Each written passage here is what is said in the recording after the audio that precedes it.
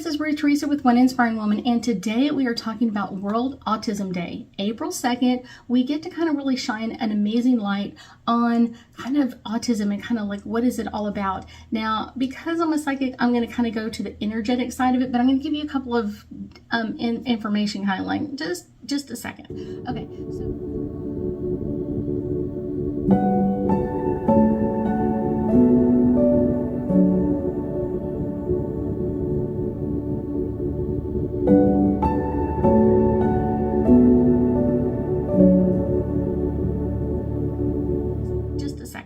Okay, so the National Autism Association really says that like 1 in 59 children are born with autism, and it really shows up before age of 3. And usually it's like more prevalent in boys than it is in girls, but it's one of those, autism is such an interesting one because you can have such a wide variance in symptoms and obstacles that person is going to face. And I think that's kind of like one of the issues or the crises with it is because you'll have someone who's like nonverbal,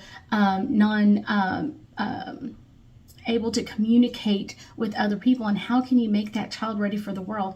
Now, for me, what I get is their energy is so high, they don't have to talk to us. That's kind of the crazy part about autism is most autistic children have a very high vibrational energy.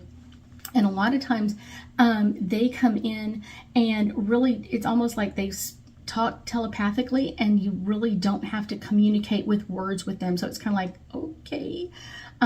When I have been around clients that are autistic, it's one of those, actually they communicate so much faster and so much easier when I telepathically communicate with them than when I use my words. It's kind of like, yeah.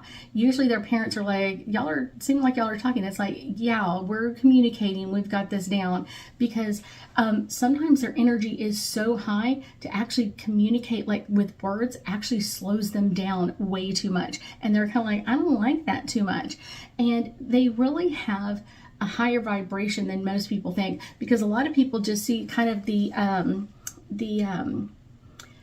obstacles that they're going through, or kind of the problems or the medical stuff that they're dealing with.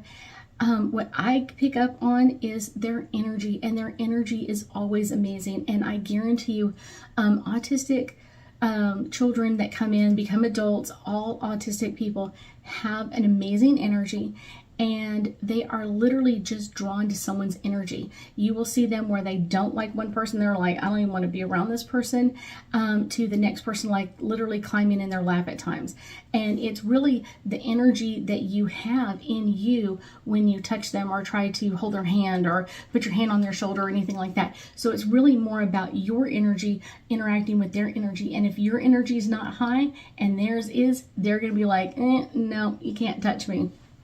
So I think that's one of the most interesting things that I work with when I work with autistic children is kind of that energy of it, kind of like that communication of it, of learning how to communicate with them telepathically, but then also keeping my energy as absolutely high as I possibly can. And I think that a lot of their caregivers do too. And a lot of their caregivers that I have found, their parents or their families that are raising them, their energy has to stay high as well. If you kind of let your energy sink, or you kind of go into depression or sadness or anything like that, it can literally, that autistic child will like pull away from you because your energy is so low. It's kind of like, I don't want to be anywhere around that negative energy kind of thing. So it's kind of like, wow, that is amazing. One of the things I also get with autistic people is when you are dealing with them, like they can even pick up the energy of the clothing that they're wearing. I know. I had a client a couple of weeks ago, and someone had made a shirt for her daughter, and her daughter would not put it on at all. And she goes, but her daughter loved it because it was very beautiful. She wanted to look at it, but she didn't want to put it on. And she was like, I don't understand why. And I was like, it's because the energy that's made in it, as that person embroidered the stuff on there and made the items on it, their energy wasn't as high as it could have been. And so we washed the clothes, that shirt with pink Himalayan sea salt, and we were able to kind of clean out that old stale energy that was in the clothing and actually put in a higher vibration. And then as soon as it came out of the dryer, her daughter was like, I got it. I want to put it on. So really, autistic people have an amazing high energy, and anything that comes in between them and that energy, they're going to like repel against. And that is kind of one of the things that you always have to keep in mind when you are working with someone who has autism. Let's do some angel cards and get us a little bit more insight into all things World Autism Awareness Day. So this one is the first card pulling forward, and this one is the 12th house, and this is the introspection. Really, that's what we have to do all the time when we are dealing with an autistic person, is doing that introspection for ourselves. Like, what is our energy level? What are we bringing to the table? What energy are we bringing around them? What is that energy that we really have to work with this? And if your energy is not high, they're not going to want to be around you. They're going to almost repel your energy. So that's kind of one of those like, okay. The next one is the third house, and this is all about communication. Even when you're communicating with them, the higher vibration way to communicate with an autistic person usually is through telepathic communication, because their energy is so high that is an easier way for them to communicate. So that's kind of one of those special, like, really? And everybody has the ability to learn how to telepathically talk to someone. A lot of times, like, we just don't do it. When you first start out, it's easier to say the words than doing it telepathically, but most people can learn how to do this. I think that's the fun part. This is the second house, and this is the resources.